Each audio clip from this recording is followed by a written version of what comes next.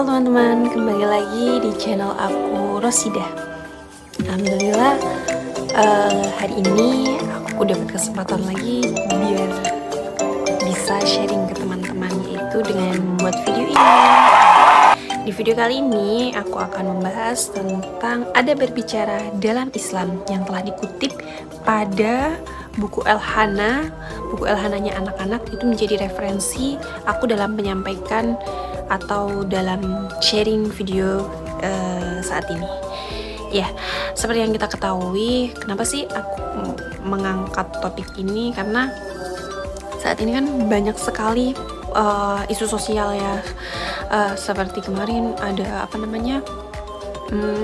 ya memang isu sosial itu kita tidak bisa toleransi gitu ya, seperti contohnya korupsi salah satu artis, ataupun tentang kasus suster yang menganiaya anak selebgram dan yang lainnya, banyak sekali. Nah, atau isu-isu tentang pilpres seperti itu.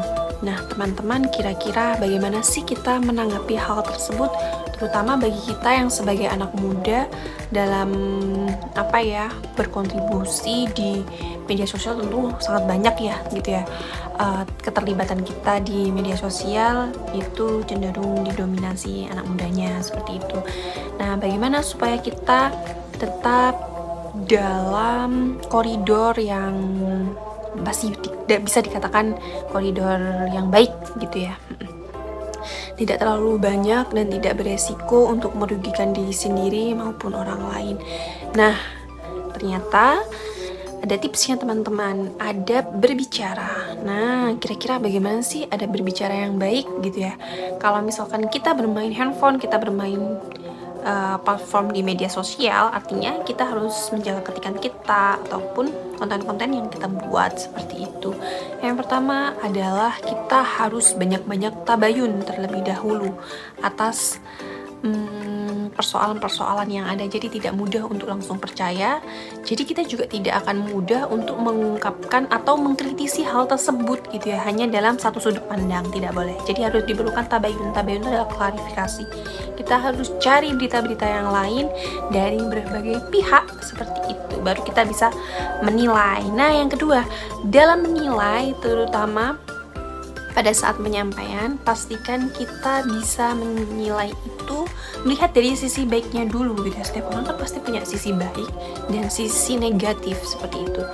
Nah, kita lihat sisi baiknya ini apa saja gitu ya. Kita tidak boleh menilai seseorang itu dari sisi kurangnya saja gitu, dalam hal apapun, entah itu dalam pilpres atau dalam isu-isu sosial yang ingin kita tanggapi.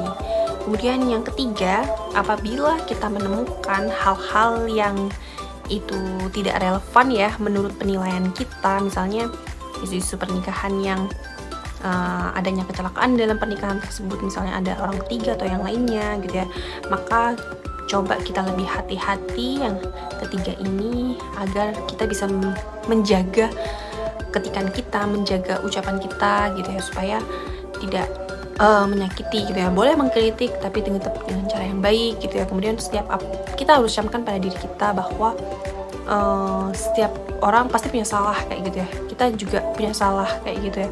Gimana caranya kita mengetik itu sesuatu yang bisa membangun gitu ya, sesuatu yang bisa orang itu sadar, bukan malah menjatuhkan mentalnya. Ya betul, lebih baik yang ketiga ini adalah kita perlu berbicara yang baik kayak gitu kan ya. Kemudian lebih baik diam daripada banyak bicara. Itu sih kalau misalkan kita nggak mau resiko gitu kan ya. Yang keempat adalah selalu camkan pada diri kita bahwasannya apapun yang kita sampaikan, apapun yang kita ketik, apapun konten yang akan kita buat, itu pastikan membuat kemaslahatan, membuat kebermanfaatan untuk orang lain. Dan sampai apa yang menjadi ketikan kita itu nanti menjadi doa dan kembali ke diri kita sendiri. Seperti itu teman-teman, semoga dari 4 tips yang aku berikan tadi bisa bermanfaat untuk teman-teman dan kita bisa lebih bijak lagi dalam penggunaan media sosial. Nah, itu saja yang aku sampaikan. Semoga tips dan sharing dari aku hari ini bisa bermanfaat buat teman-teman. Alhamdulillah sudah malam Lailatul Qadar ya teman-teman, perbanyak istighfar juga. Sampai jumpa di video-video selanjutnya. Gue ingin buat video skincare, nanti aku update lagi ya.